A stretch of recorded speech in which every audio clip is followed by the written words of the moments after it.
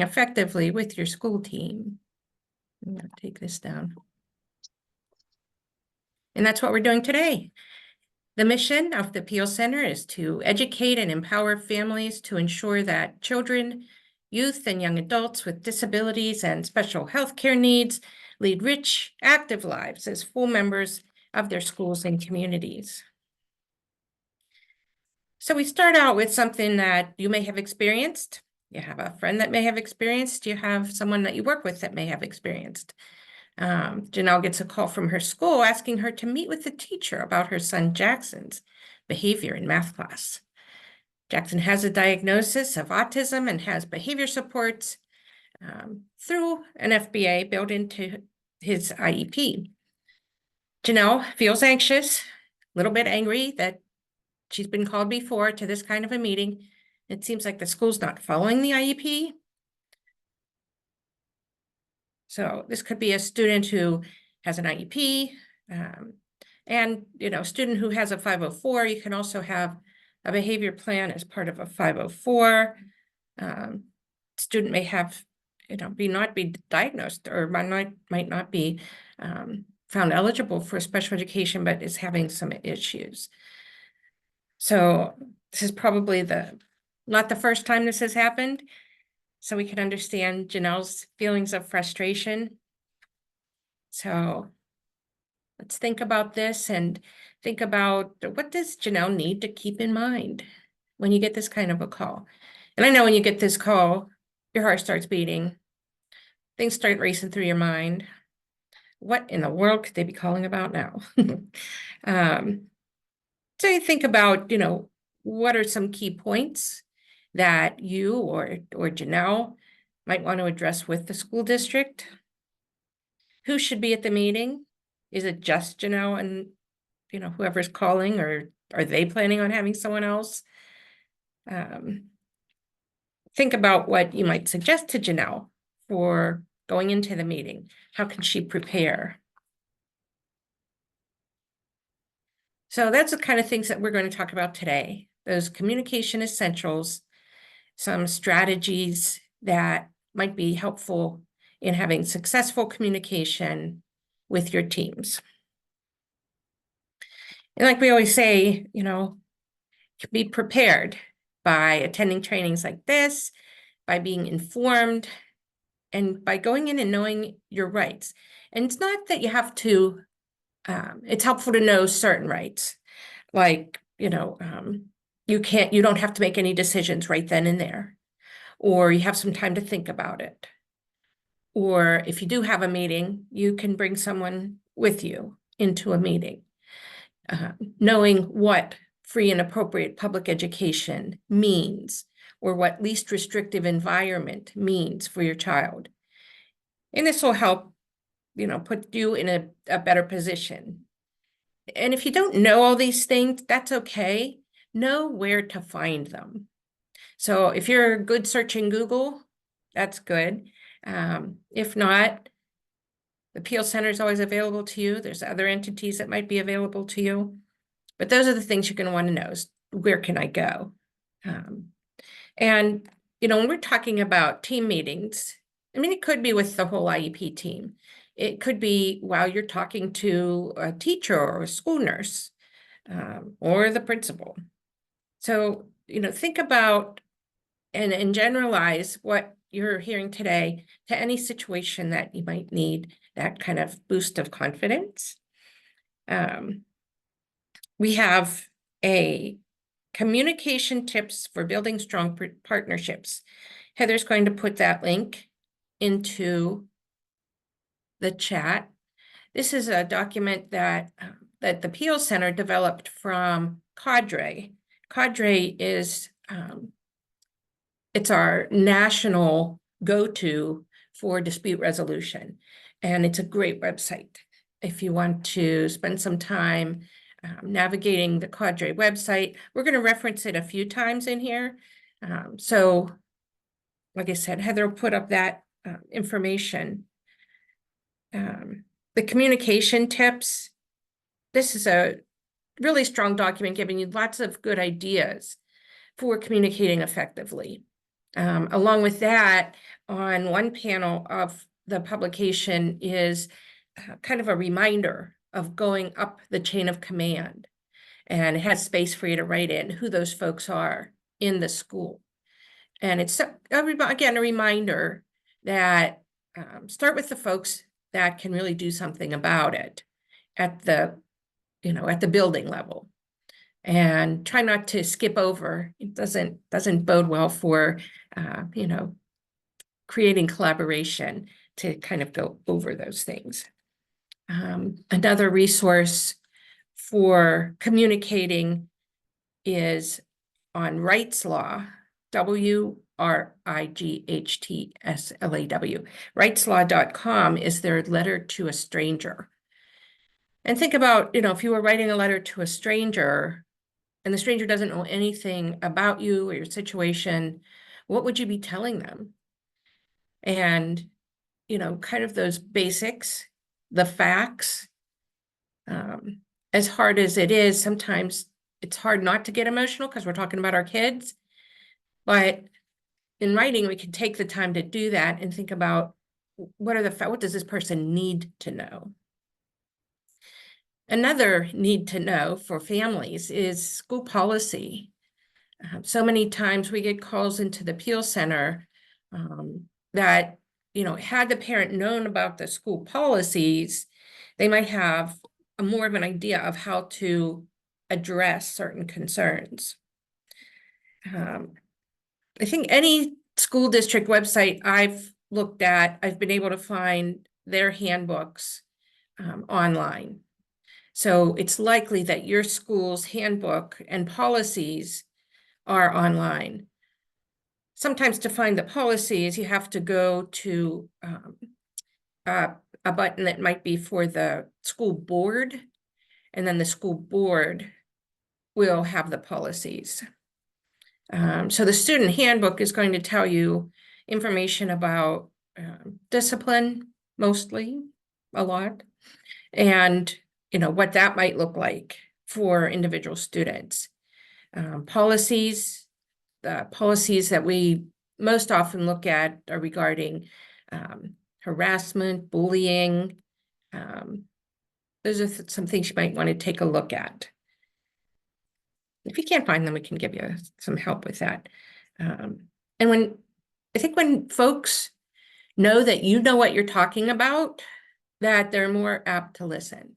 So if you become informed on what the school's policies are, or what IDEA says about, what your child might be entitled to, they know that, don't try and pull the wool over my eyes. You know what's going on, how to bring these things up to the team, and that they're important enough to bring up. Another resource for families is the Appeal Center's Advocacy Academy. And this is a good way of getting the information you need, more of a basic level, going through the process of special education, from evaluation to development of the IEP to implementation of the IEP, and knowing some of the important buzzwords, words that the school may use, words you should probably be familiar with, and getting you through that whole document so that you understand each piece of the document. And please remember, for folks you're working with or folks that you may know, if English is not their first language and they need interpretation or translation, it's important that the school is aware of that, number one, and then they have to provide that for the family. It could be, if they don't provide it, that could be non-compliance with what the law says, where we can file a complaint, a state complaint, to ensure that, the state's taking a look at or telling the school, you have to provide that for that family. So yeah, tell them, in enough time that they can get those things put in place, but that is your right to have those things.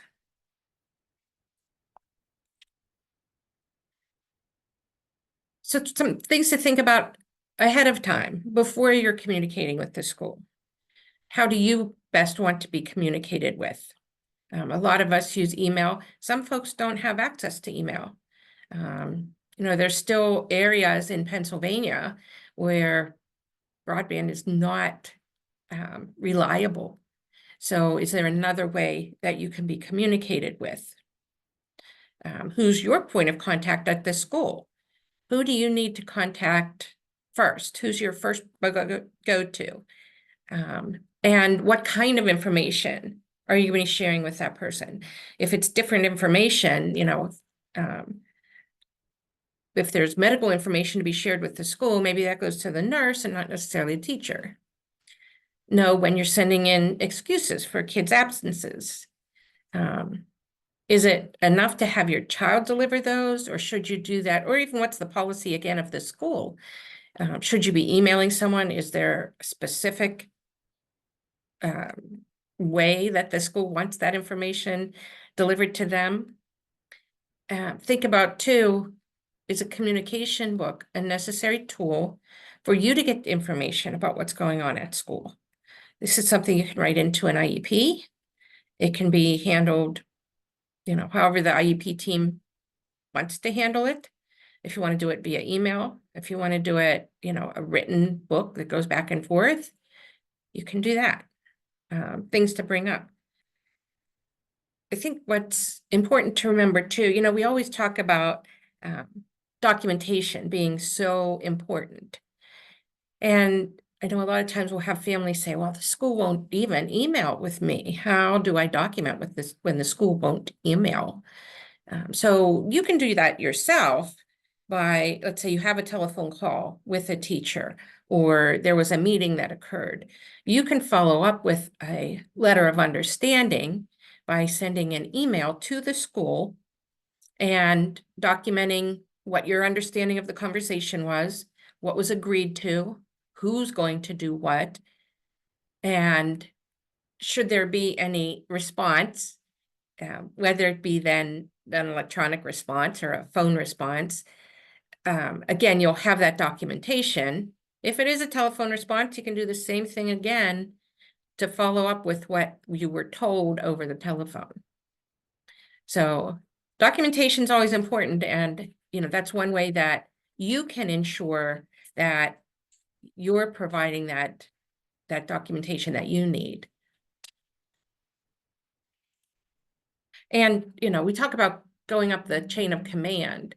But if you are thinking that, you're sending an email to someone, does someone else need to be copied in on the email? Not necessarily that you're sending it to that person, but you want to be sure that they have the information also. So think about, is there someone I can copy in? Again, we probably can't say it enough. Follow up on all interactions in writing.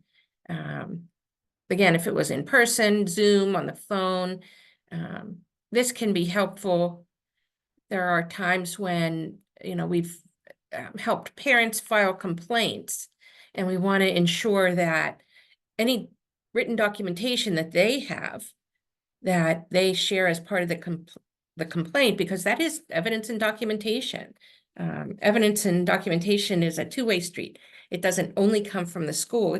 It's what the parent provides also. And, because those conversations kind of evaporate as soon as we hang up the phone, we often say, if it's not in writing, it didn't exist. It didn't happen. And again, we like to emphasize that if English is not the first language of the family, then again, the district has a responsibility to arrange interpretation, translation, and this includes, just because this has been brought up to us a number of times, not just the document itself, let's say a NORAP, not just the document itself, but the content of the document must be in the person's language that they use. I know it sounds like something you shouldn't have to say, but indeed, that is something you have to do. And why are we doing all of this? We're doing it for our kids. And again, that's, we talk about the emotional part coming to the forefront when you're the parent and you're in these meetings. And that's sometimes why communication is so difficult. So be sure to keep that focus of the conversation on your child. Again, trying to, we have lots of feelings as parents, we have big feelings, but we want to be able to communicate with the school what our child needs. And in the context of the IEP, what do we want to see happen? So we want to avoid making direct statements that are accusatory maybe, or would set them up to be defensive. A lot of times what I'll use is we statements. We have to, we have to come up with something that's going to work for my child as an individual. I tend not to use names, but I'll say something like, I'll make it general and say the school has to provide, or, the school did not provide. When someone feels attacked, that's not exactly the way to open up communication. So I would avoid using names, and, we want to talk about what, not what an individual did, but how was the child affected? What did the child not receive? That's part of the IEP. Not who did or didn't provide it, but what did they not receive that they need? And if it's in the IEP, again, we want to make sure, have these meetings to make sure that those things are happening. But when we get to the point where they haven't, and it's in the IEP, then maybe we have to think about those other forms of dispute resolution. This is often, something to think about, and not just who to email, but how often is that happening?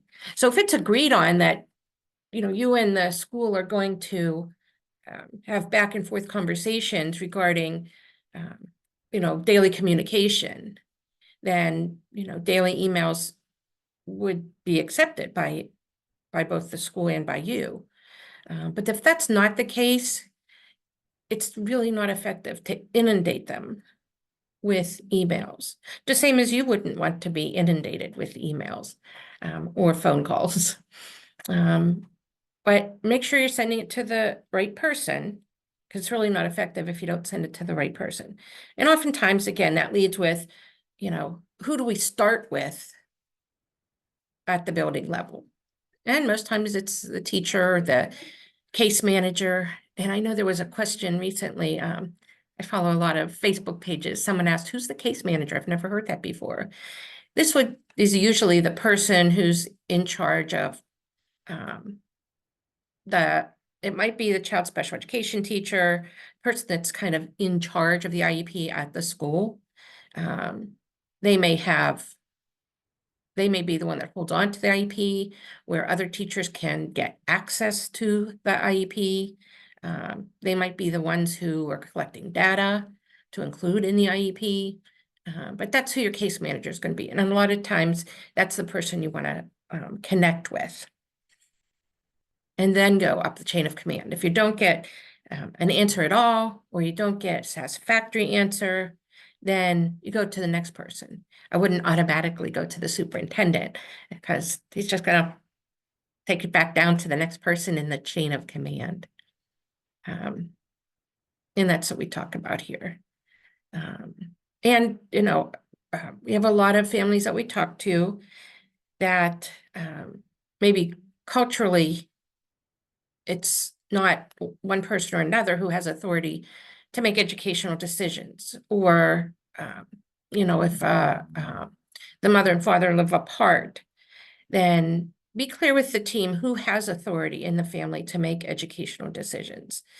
And when there is a family where, the parents may live apart, then, it's try and think about in this case, what's the best for the child. We're talking about family dynamic now, not about, what's appropriate for the child, but in the terms of the family, what's best for the child as far as who's making those decisions, and try and be a united front in coming to those decisions for the individual child. Also, you want to think about, who, when you're emailing, 99% of the time, you're not going to get an immediate response. So what would be reasonable as far as a response? And I would say 24 hours is usually reasonable. Teachers have a lot on their plate right now. So, if it's a little longer than 24 hours, maybe that would be understandable. But I don't think there'd be an issue with following up and saying, can you let me know when I might hear back from you?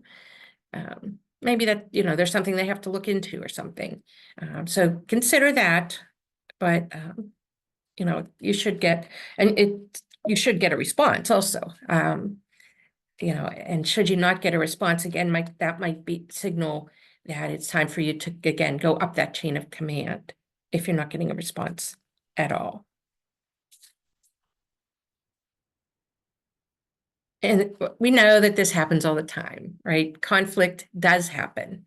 And when you have a team that, like the IEP team is, sometimes conflict, it does happen.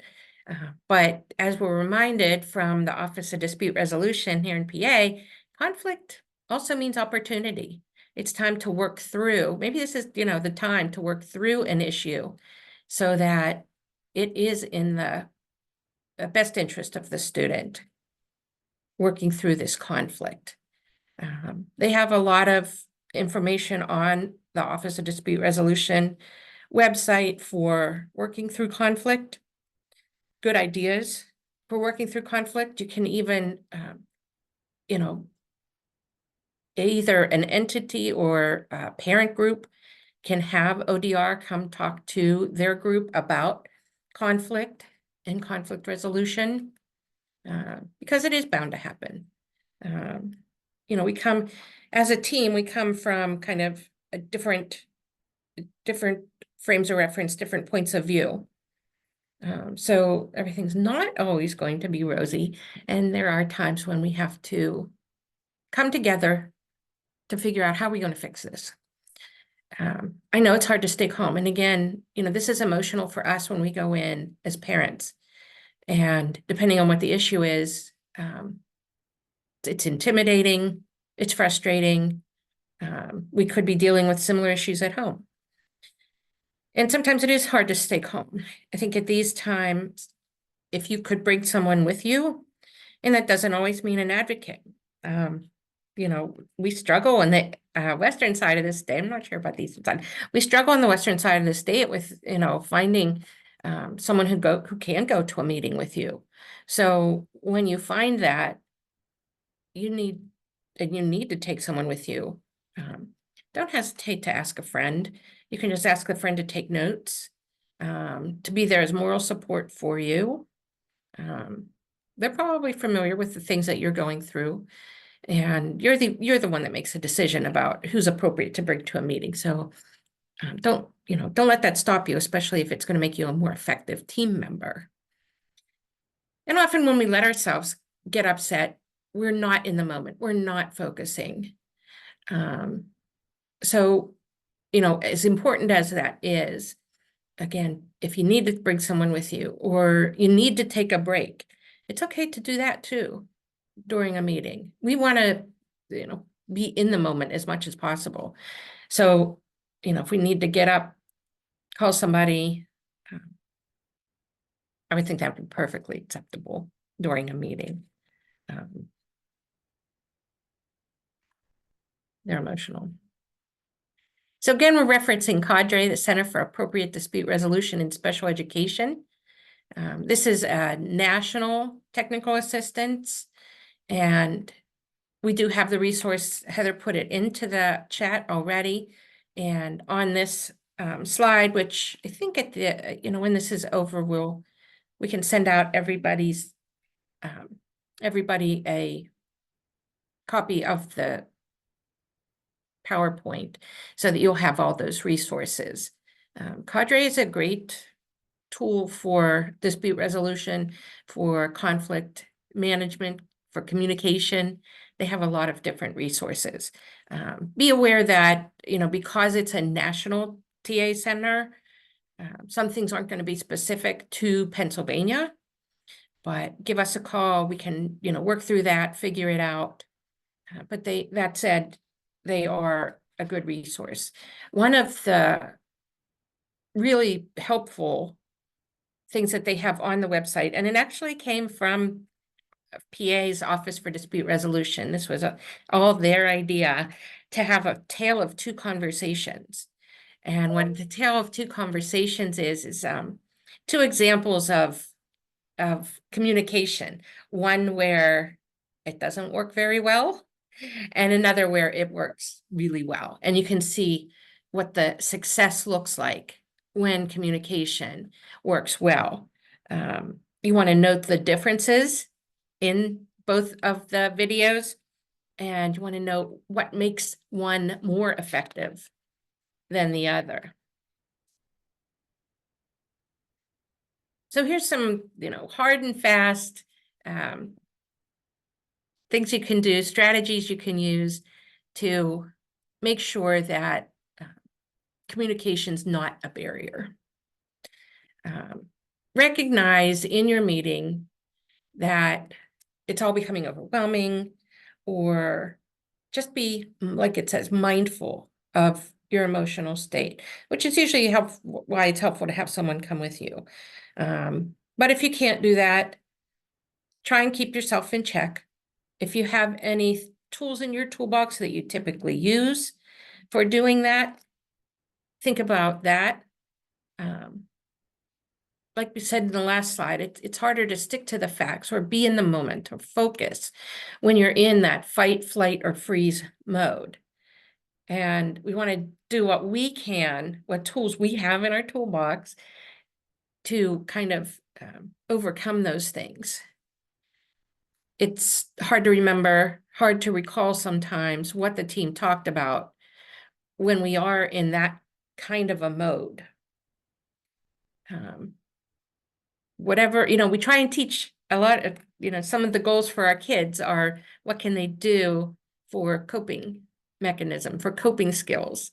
And some of those things we need to remember too. So whether it's deep breathing or whatever you use, try to focus in a positive way while you're there, what your intent is. I know, positive thinking. We want to assume that the school wants what is best for the child, what is appropriate for our kids. We sometimes walk away without that feeling, but we're our child's best advocate, and it is up to us to stay in that state where we are able to make communication work for us and have those things that we need for our child move forward. Planning ahead is one of the most important things you can do, and it will reduce anxiety. It will reduce frustration. So before the meeting, make a list of what you're most concerned about, what you have to talk about during that meeting. Prepare what you want to ask for.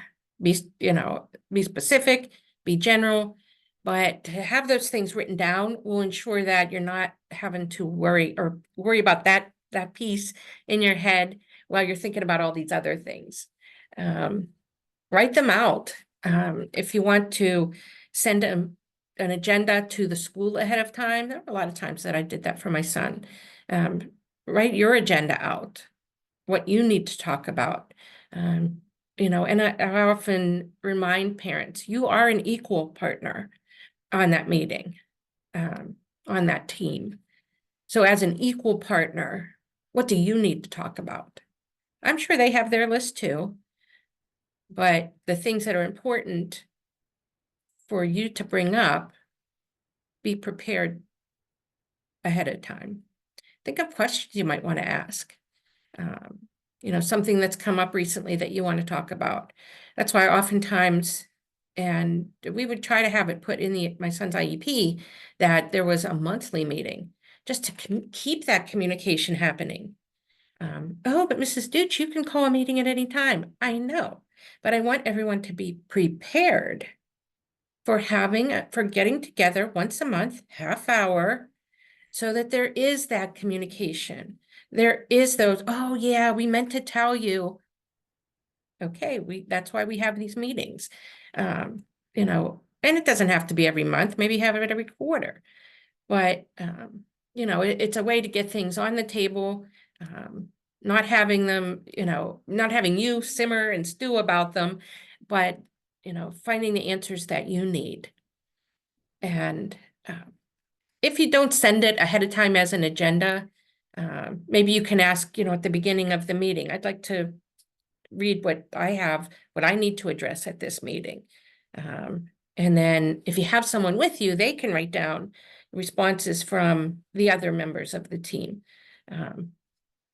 You know, I know that we, you know, sometimes try to make recordings. That doesn't always work in our favor. So, you know, be prepared otherwise by either writing them down or asking for notes from the school, whatever. If they have a note taker, ask for those notes. You're definitely entitled to those. And we have to practice our active listening. I know that's hard to do in a meeting because often, you know, we're trying to listen at the same time as we're trying to formulate how we want to respond. And by listening carefully, we're going to ensure that we understand everything that's going on. So there might be ways that you have, if you don't understand, you know, we know there are tons of acronyms in special education, and sometimes it's assumed that we know what those all are. If we don't, you know, this is the perfect opportunity to say, what does that mean? You know, we are entitled to be informed decision makers. We can't make decisions if we don't know what those acronyms mean. So, you know, don't hesitate in asking them. And it, you know, hopefully it would come to a point where they recognize, oh, I just said an acronym. Let me tell you what it means. And sometimes, you know, kind of reframing a question is helpful, and reframing it back to the school. If you don't understand exactly what they're saying, say it back to them in your own words, just to make sure you understand. Or even, you know, so often we're told something is a policy, when in fact it might be more of a procedure that's followed and it's not written down and not necessarily a policy. So it's not unreasonable to say, oh, is that in writing? Can you show me where I can see that? Because I hadn't heard that before. That's not unreasonable. And again, watching our tone and how we say it, it's usually helpful. And we want to remember too, if we're working with folks, or, you know, if English is not your primary language, you have the right to ask for an interpreter so that you can fully understand what is being said. You are that fully informed decision maker, whether you speak English or a different language. I think another question that's always good in a meeting when we're having these kind of conversations about, you know, implementing the IEP is knowing who's going to provide certain things. And I don't think it's a question that we ask enough. You know, they'll say, oh yeah, we can do that. We can do that. But here's the child sitting in the classroom. Who's the we? Who is doing all of it? So that's something that can be clarified in an IEP meeting by asking, who's going to implement that? Who's going to ensure that he has, you know, a written schedule on his desk? And you want to make sure that the school is understanding what you're saying. So if a member seems to not understand what you're saying, you know, if it was something that you heard from someone else, maybe you have something that you can show them, a link or something where you can show them what you're talking about. Or again, there's some suggestions here. Ask if you can say it another way, offer to write it down. Take a look at the IEP section that we're talking about. This might be a time when that annotated IEP, if you've been to some PO trainings before, you know we love to talk about the annotated IEP. So maybe the annotated IEP would be something helpful for you to have brought along and then shared with the team. Well, it says here on the annotated IEP that this is what we should be looking at. Oh, okay.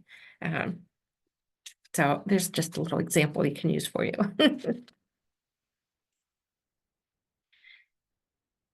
So remembering that, we may have in our mind what we want for our child as they're in school.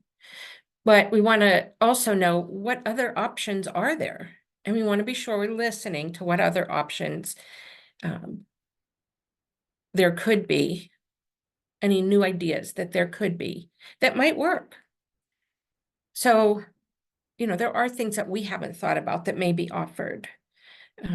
And consider these new ideas just because you hadn't thought about them before or didn't know about them before. The school sometimes has things in place to help the child succeed or help, the team implement the IEP. And if you're questioning it, you're wondering, who is going to do that? How is that going to work?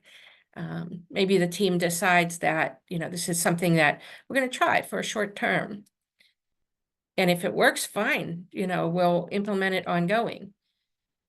If the team has a plan then to have a follow-up meeting and whatever idea we come up with doesn't work, we can adjust the IEP as needed. But again, we're keeping the focus on the student, trying to keep our personal feelings about some individuals in check and focus on what's going to help my child succeed. And oftentimes, we do, I think it's all we think about is our child making progress. And, like that Endrew case, if you're not familiar with Endrew, might be something you want to Google, ENDREW. And the child's not making this meaningful progress. Oftentimes, maybe schools will say, oh, he's making progress, but he's entitled to make meaningful progress. So what does that look like? What other options do we have? So be open to options. There could be something we can learn. And in school, it might not seem like it, but there's so much room for creativity in meeting the needs of a student and things that you might know of that they haven't thought about yet. So, be sure to share those with the school. You know your child best and what works. So don't be shy about bringing those things up. Go to the next one.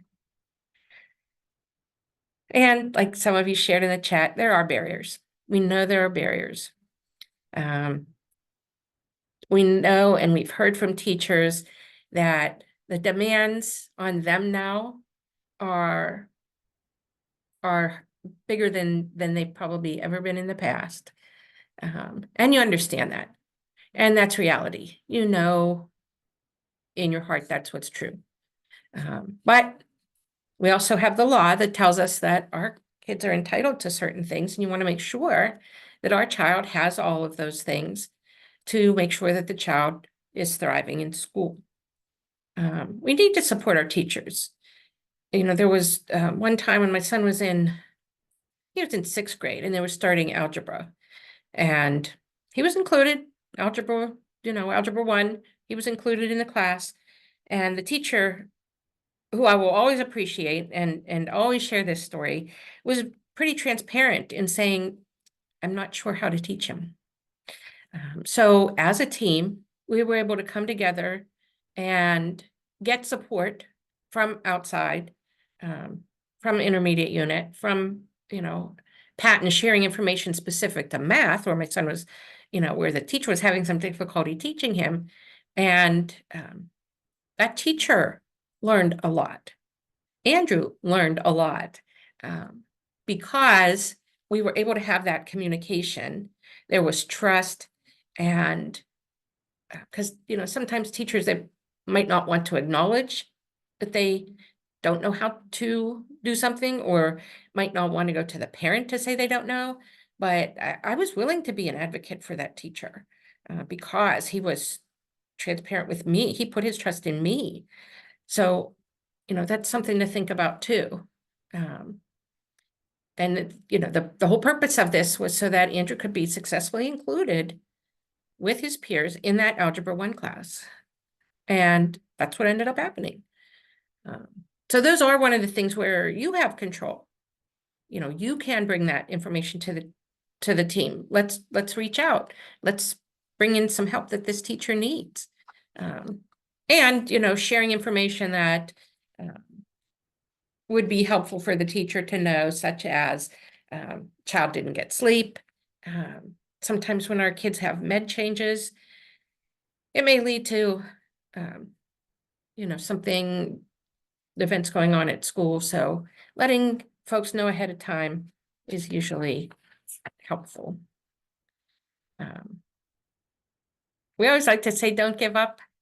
And, I'll often share with parents that as hard as advocating for my son was through his schooling, it was, I don't regret anything that we had to do for him. By nature, I'm a shy, quiet person.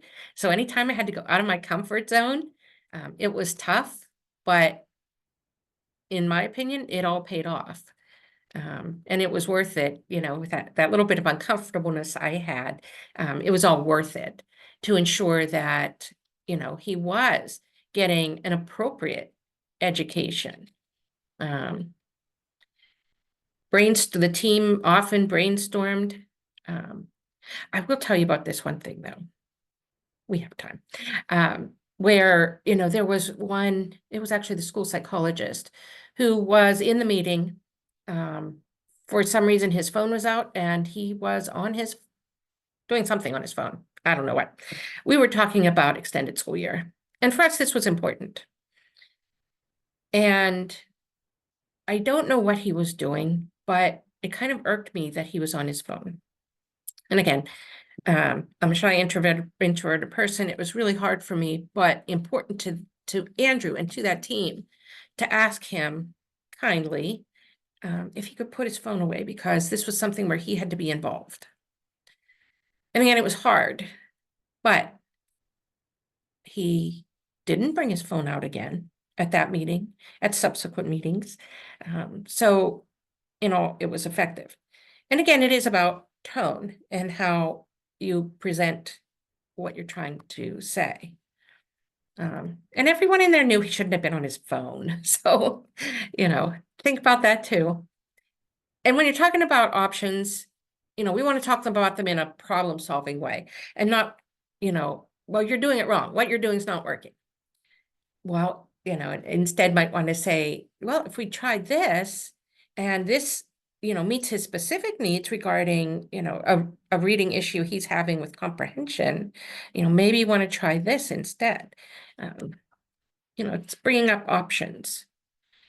And sometimes, like I said, our best information usually comes from other parents, but sometimes we bring that up in a meeting and it might not be appropriate, or it might not work for our child for whatever reason. But again, you can put those things on the table, as uncomfortable as they might be, and say, please explain why we can't do this. Please explain why this is not an option. What else can be provided? What else can the school provide? It's kind of that big picture idea, thinking about all of the options and then narrowing it down to what is appropriate for the student.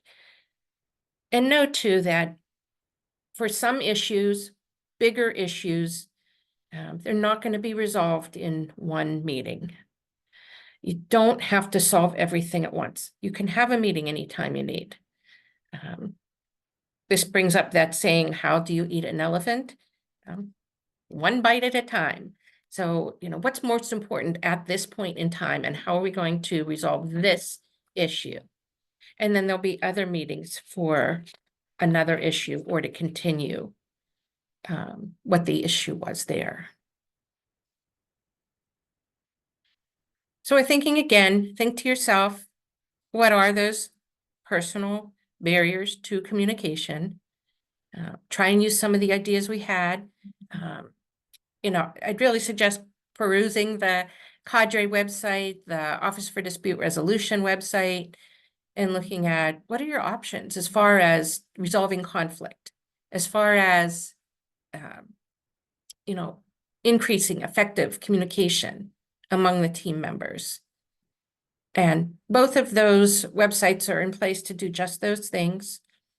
Appeal Center is always available to you. And as usual, and in case you don't know, the Appeal Center is federally funded to help families understand, strategize. I think that's what a lot of what we were doing today was strategizing for a successful meeting. But we do need to take evaluation. We do need to be evaluated and let our funders know that you're getting the information you need, you have access to the information that you need, and that we're here to provide that to you. If you just open the camera app on your phone, point it at the circle, and then tap the screen to open the page. That's our survey. There's also a link down at the bottom there. Like I said earlier in the training, Heather will make sure that you all get a copy of the PowerPoint so you can reference it and some of the great resources we have on there. Let's see, what else is there? Contact one of our family resource specialists. There's all of our contact information. And again, when we send this out to you, you'll have resources, the communication tips, Cadre website. Cadre has the 6 steps to responding to conflict constructively. And another really helpful website, Lisa, who lives in Pennsylvania, has a really helpful website, A Day in Our Shoes. Take a look at A Day in Our Shoes. She updates it a lot. So there's a lot of good information there. And we thank you for attending today. So we have a few minutes.